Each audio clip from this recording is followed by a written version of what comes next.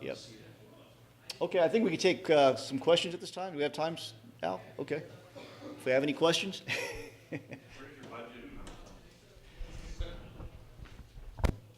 Oh, yeah. Go ahead, sir. Go ahead. Who pays for the C-17? Yeah, the federal government. We all do. Yep, yep.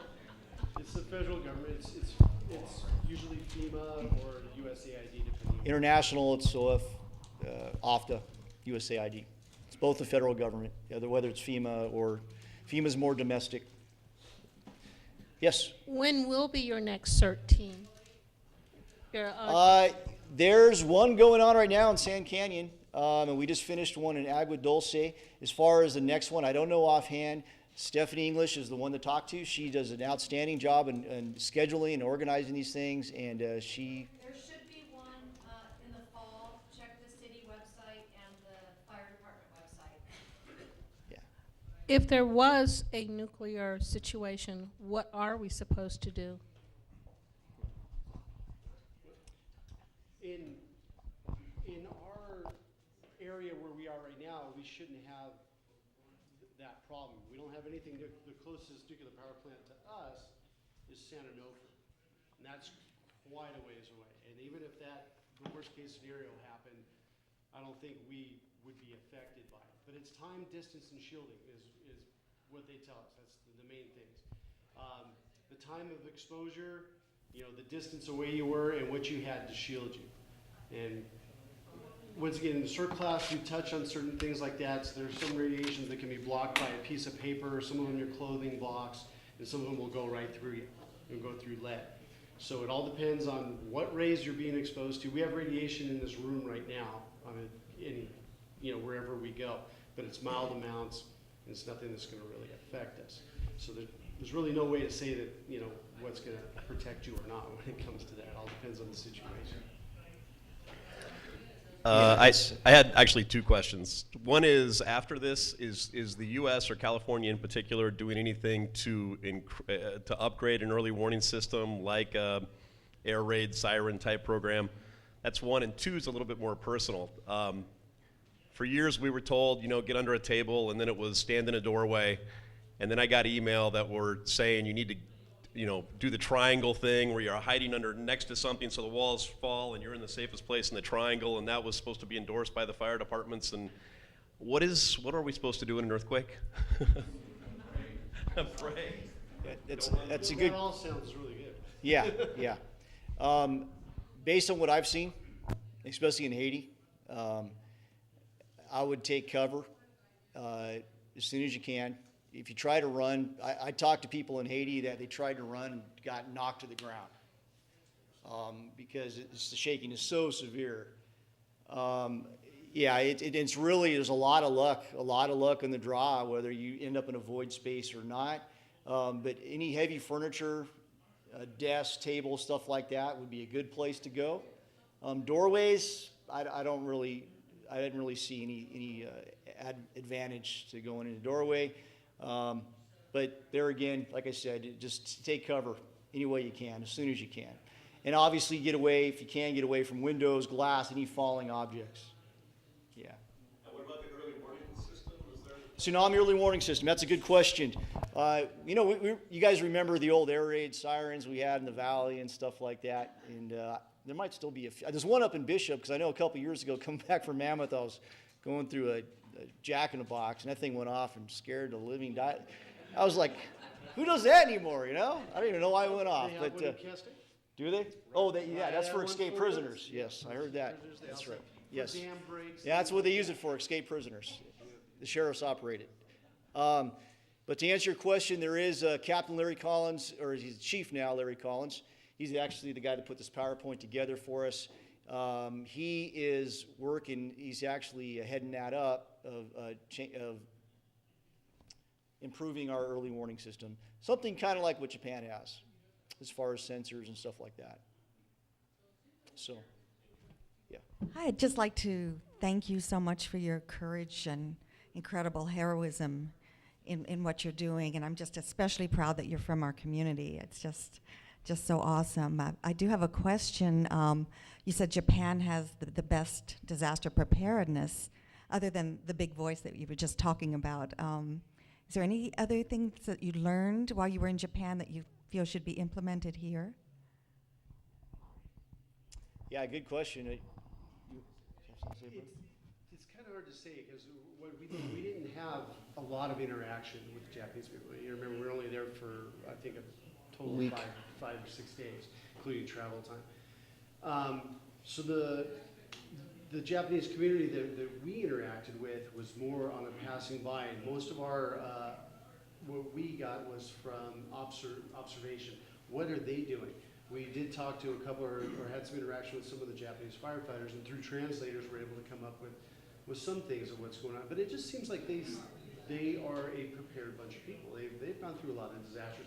Old country. I mean, old. I mean, if you can imagine, we're not an old country in the United States. We think we are, but nowhere near how ancient Japan is. So they've been doing disasters for thousands and thousands of years. They just know to be self-sufficient and prepared. I think there's a garden in front of every house just about. So they're self-sufficient with food and so forth. They're community-oriented.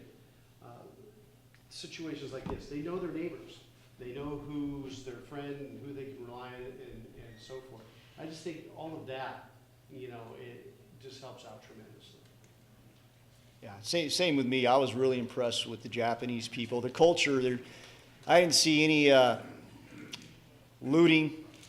The scale of the disaster was just enormous everywhere we went, but I didn't see anything like that. It was cooperation, helping each other out, helping their neighbors out. I even saw a lady. Respect for their neighbors, and it was just, I mean, you can imagine, we all saw what happened in the earthquakes here, earthquakes, riots, and things like that.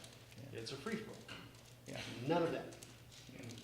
And granted, the opportunity was there if they wanted. Yeah. Yeah. Hi, and thank you both. A little more on the personal level for the two of you, the other people back there. My concern is, obviously you were finding, I assume in the cars, for instance, more deceased than not. Perhaps in the homes you might have found some who had survived. So the first question is, what were the logistics of getting those who had a chance of maybe getting medical help? How did you physically take care of them from the point of discovery? And then second, how the hell do you handle what you see constantly? I mean, I've always worried about you here in my own community, and to think that you had to see this repeatedly. How do you go through it? I guess the answer to that is not everybody can handle it, I guess. Yeah.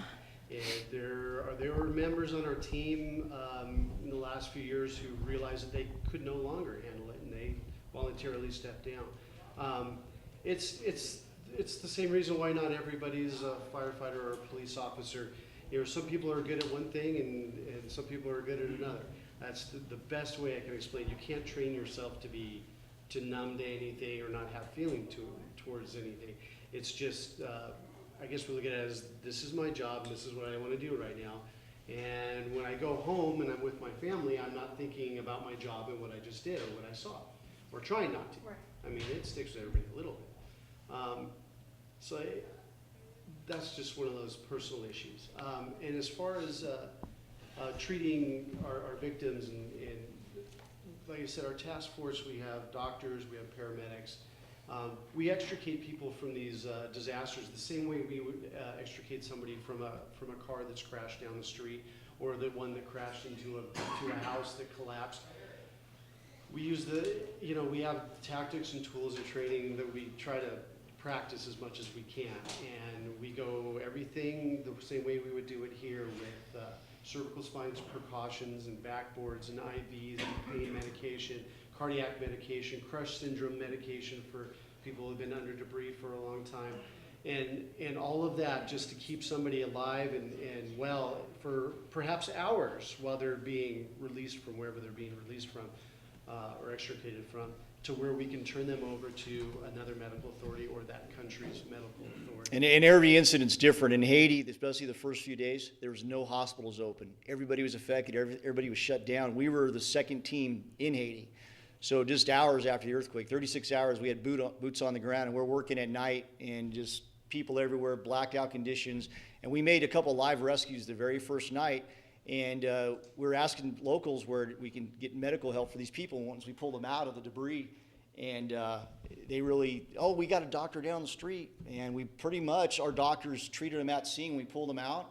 And then we were using doors they pulled off buildings as gurneys. Put the patient on there. Our doctors would treat for crush injury with some medications and fluids and so forth. And then the locals, 8 locals on a door, take them away down the street. And the last we saw of them, but that's the best we could do the first couple of days. So we make do with what we have, depending on the conditions. Let's give these gentlemen a good hand.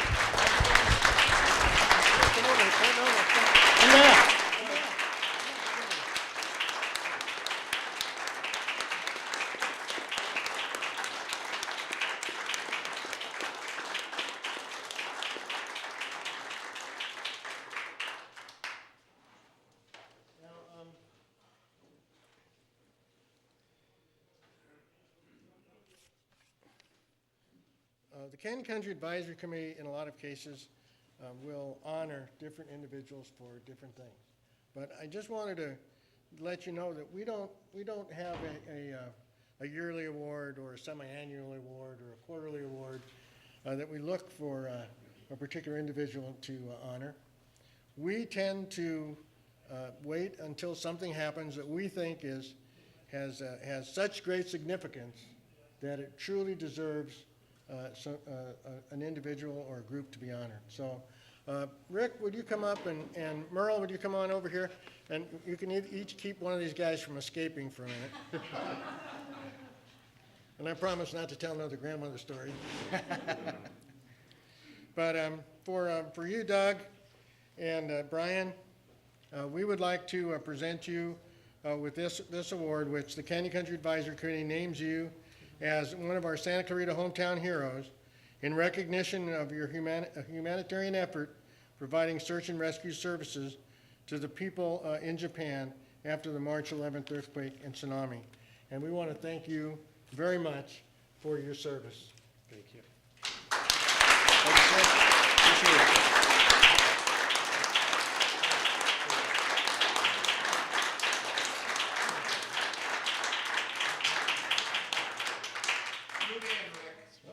This way, oh, this way. Gotta get away from the podium this time, that's it.